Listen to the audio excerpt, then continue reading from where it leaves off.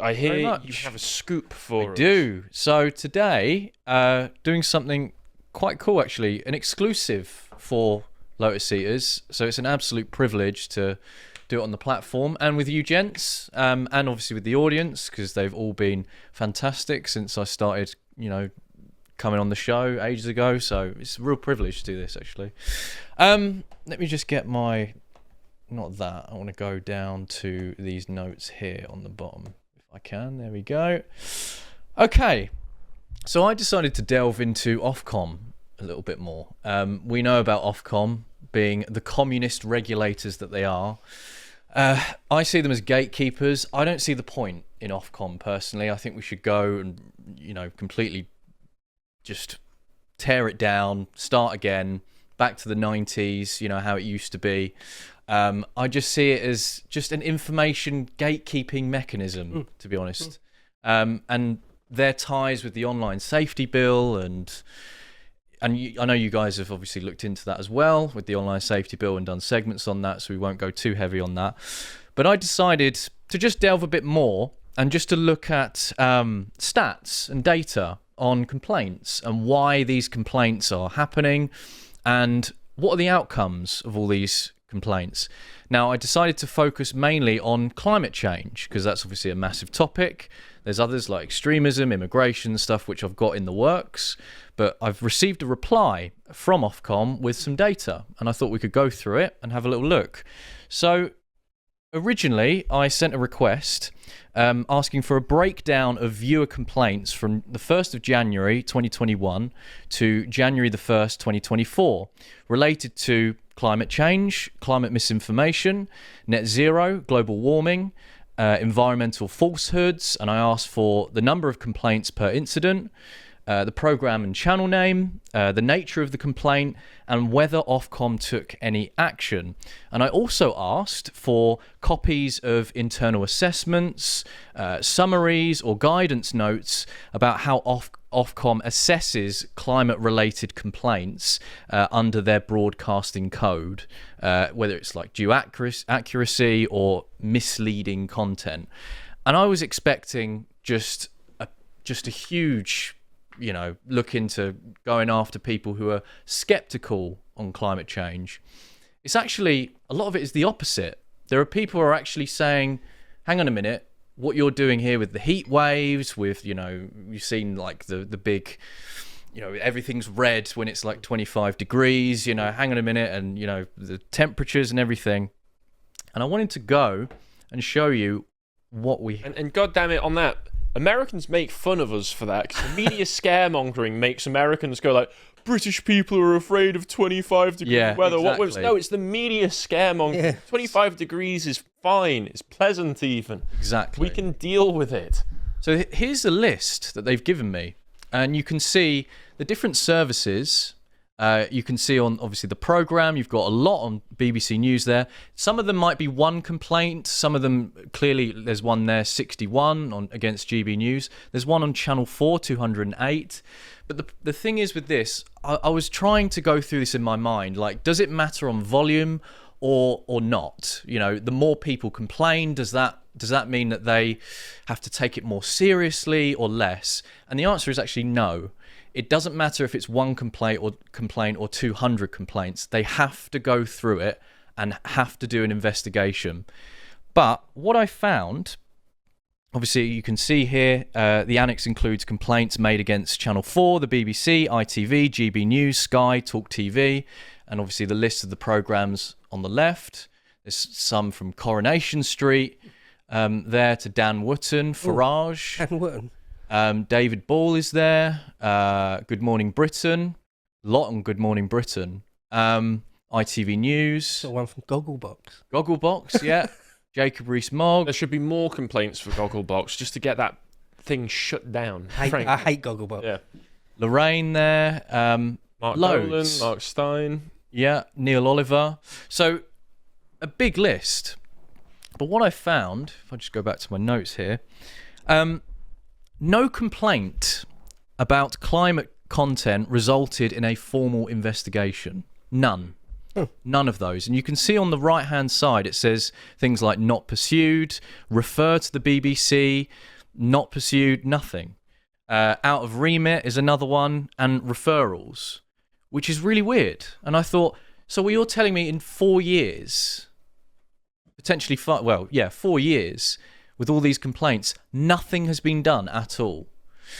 Very weird. So would it be because, like, with this one that I can see here for Newsnight, refer to BBC, would it be because there would be internal processes for channels like GB News that Ofcom would expect you to go through first before referring straight to Ofcom? I believe so. Oh, okay. Yeah. So there's that context as well. I wonder if it's not extremely difficult to take any kind of action, because despite one of the lines that the climate change lobby always say is that the science is settled. Exactly. The science is settled. Well, no, it isn't. No, it isn't. The reality is that the Earth's climate has always and will always be in flux. And in fact, it's one of the most complicated things ever. Even like the Earth's climate. You have the best supercomputers in the world trying to model it, and they can't. They can't. Because it's too complicated. It's far too complicated. Yeah. It gets into chaos theory and things. You can't predict it. No. So, if that's the case, which does seem to be, then how can you say that this one particular view, scientific view, is settled, and anything that is heterodox to that is something that we can take action against you for? Yeah. So, for example, it's my opinion that CO2, certainly man-made CO2, doesn't drive climate change. It will have an effect, but it doesn't drive it. No. The sun and things like I said this yesterday, sun and volcanoes and glaciers and all sorts of giant weather systems will have much more an important impact on it than simply man-made CO2. So could Ofcom or whoever actually prosecute me or anyone who holds that opinion? Well, no. No. Right? Yeah. It's not like it's a matter of absolute fact. Yeah. Yeah. Because it has been and will be up for debate. As I say, the Earth's climate will always be in flux. What I was surprised about going through the list, because I was expecting, GB News to be attacked, Talk TV, guys that would have their shows that will be inclined to be a bit more skeptical. So I was expecting that, but I wasn't expecting, a couple of other things. There was one, some notable examples that I made. Sky News coverage on the 11th of July 2022. The complaint was misleading information about climate change and heat waves. And the allegation was the segment exaggerated the impact of heat waves and falsely attributed all high temperatures to anthropogenic, I think I've said that right, climate change. And the outcome, of course, not pursued, nothing. Another one, BBC News, 19th of October 23. Lack of impartiality and exclusion of dissenting scientific voices. Good complaint. The BBC promoted only extreme climate narratives and failed to present alternative views from climate scientists critical of IPCC models. Great complaint. Well, typically one thing that you find that they do is they'll take the IPCC models and they'll have an incredibly wide range of models of what the future will look like in their reports, and they'll take the ones that are the absolute most extreme.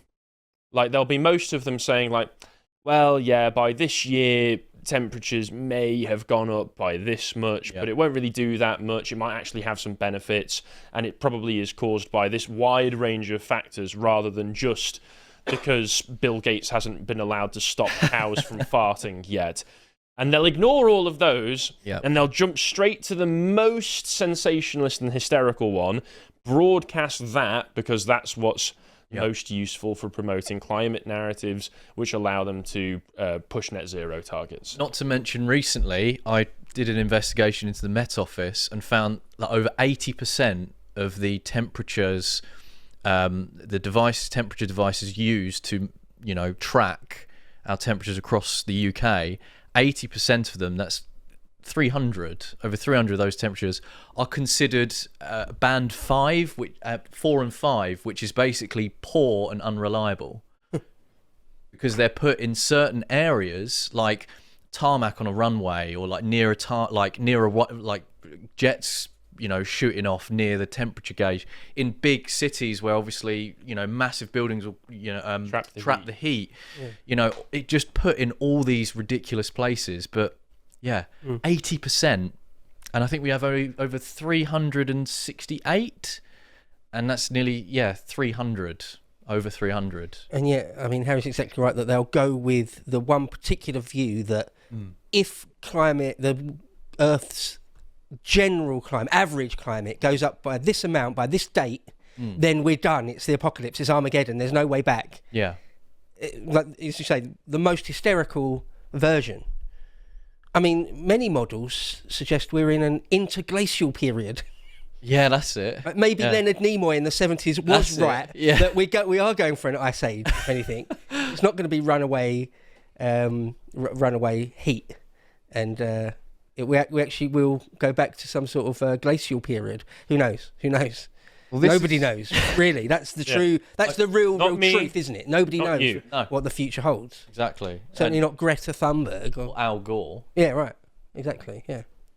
Well, here's what were Al Gore's predictions in An Inconvenient Truth? Didn't he say something like New York will be underwater by like the year 2000 or the year 2005 or something? I think it was in 2005 he did it. I think it was by 2020. Oh, okay. New York will be underwater. Yeah. But of course, you bring that up, I bet anybody trying to counter you will say, well, it's only because of the measures that we've taken to combat climate change since Al Gore's warnings. So it's faulty then, is what you're saying? It's unfalsifiable.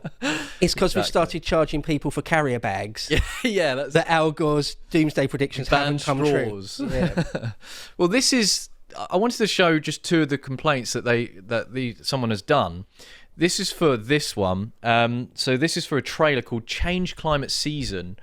Oh no, hang on, sorry. This is the next one after that. The Great Climate Fight, and it had some complaints due to impartiality and bias. I just wanted to play just a little bit, just to get you the flavour of,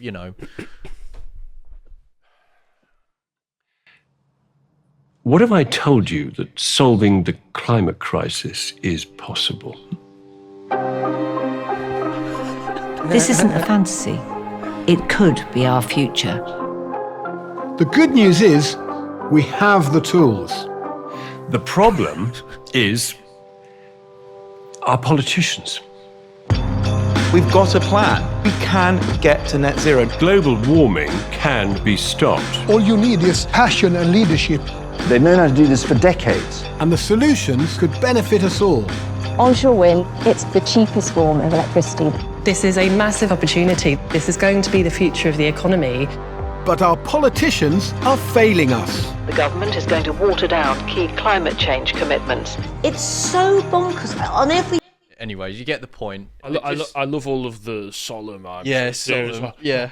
Oh, I'm the only one qualified, willing to tell you the truth. One of the most complicated things in our cosmos. I need to hear what Hugh Fearnley-Whittingstall. What does Hugh Fearnley-Whittingstall? What's his take on it? I can't be well informed until Hugh Fearnley-Whittingstall. Well, if it's not an older gentleman pulling a very serious face and licking his lips, then how are you supposed to take it seriously, Mo? Well, there were some other things, right? I watched this for the first time on the train coming up here, and this received over 208 complaints, this particular one. Which is quite a lot, it seemed, from that list. That seemed like among the more. Yeah, exactly. But I don't think it's because of necessarily it's climate change. I'll play it to you, see what you think. It does have music, so I don't know. Well, it's on YouTube, so it'll be all right. So.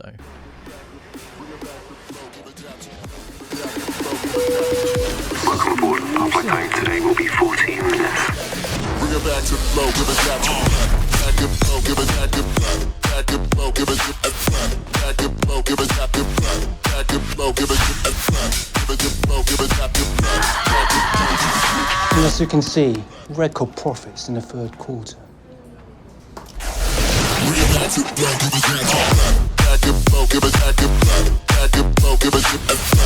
Sorry.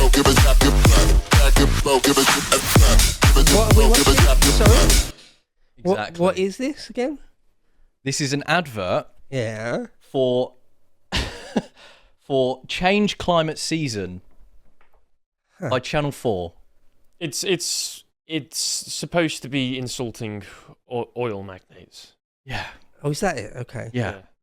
Okay. Yeah. By making me despise. I'm very sorry. The people who made this advert. If I had to see it, you guys had to see it, and I'm very sorry you guys had to see it. No, we didn't. Yes, you did. No, we didn't. Imagine the creatives sitting round coming up with that idea, but then the senior management going, "Yes, like it, make it happen, Let's throw do it. money at it. Let's do it." It's like they've got skid marks, but it's crude oil. Yeah. Yes. I'm sorry that I had to put you guys through that, but I'm sorry, I couldn't resist. A reminder, so in total, none of the viewer complaints, nothing, resulted in anything. Well, that's good to know that they're not overreaching so much that they are actually hurting people, even financially, on the back of it. I mean, that is something, right? Yeah, exactly. But it reminded me, back in 2001, I think you guys remember this particular TV show that received a record-breaking complaints. Brass Eye. I love Brass Eye. Yeah, it's great. Favourite. Day today. Yeah, it's great. It received the biggest amount of complaints in the UK history for one single program. I've got it here. It says, when we're talking about complaints, the show that comes to mind, Brass Eye episode, I think it was Pedo-geddon. Do you remember? I love that episode. It's the one with Simon Pegg. Yeah, exactly. Just yeah, don't fancy him. Yeah. Sorry. It's not my type. in July 2001, it still remains as the most complained about single program in UK history, with 1,500 to 3,000 complaints in days, with around 1,000 directly to Channel 4. And their findings after the investigation said that it breached standards on offence and lack of adequate warnings. Channel 4 had to broadcast an on-air apology, but no financial penalties. But even back then, satire was deemed public interest valid, protecting creative expression. Can you imagine such a series happening now through Ofcom as well? I don't think it's even possible anymore. Yeah. And there was the old 23-year-old article, obviously spoke about that. But comparing that to today is my broader point. It shows that these dozens of complaints about biased climate coverage, some very serious, some detailed, none of them have been investigated, like at least once. And I just don't see the point. It is kind of the wider point. What is the point in Ofcom if they're not actually doing anything, really, if that makes sense? It's like a parent just sort of wagging its finger, tutting. Exactly. But not actually doing anything. But even worse, to top it off, Ofcom actually stated, in terms of internal assessments or guidance, it says, we can confirm that we do not hold any internal guidance notes for the assessment of climate-related complaints. So they don't have anything to go by. It says, we consider internal assessments and summaries of individual complaints to be exempt from disclosure. This exemption is based on Section 393 of the Communications Act, which prohibits Ofcom from disclosing business-specific information. As a result, no internal reviews, audits, or summaries about how climate complaint decisions are reached were shared. So how do they then... It's so confusing. If they have no internal assessment or guidance on how they, push forward with a complaint, what are they doing? There seems to be a bit of oversight there. Yeah, completely toothless. Then. Yeah. Which is probably for the best. But you're quite right. It's odd. It is odd. Weird. Then, yeah. Yeah, it's confusing. It's very confusing. But forgive me for the video. But no. I know. No, I won't. I saw the smile. That was a forgiveness there. I saw that. No, it wasn't. That was a vengeful smile. Harry's gonna hurt me afterwards, I think, for that. Mm-hmm. But that's it. That's the little exclusive. Some more data. You can go and have a look, sleuth through it yourself. But on the way, I have some more data coming. Hopefully to tackle like immigration views, extremism, see the complaints through that, and see if there's been any investigation for that as well. And if there's not, again, it's going to look pretty bad, because it's kind of like, well, what is their purpose then? What I'm hearing is that someone like Nick Ferrari or Patrick Christie's or Neil Oliver can go to town, say what you like. Yeah, nothing's going to happen to you. No. Yeah. Go for your life. So there we have it. If you would like to watch the full uncut version that is also uncensored, head on over to lotuseaters.com to find out more.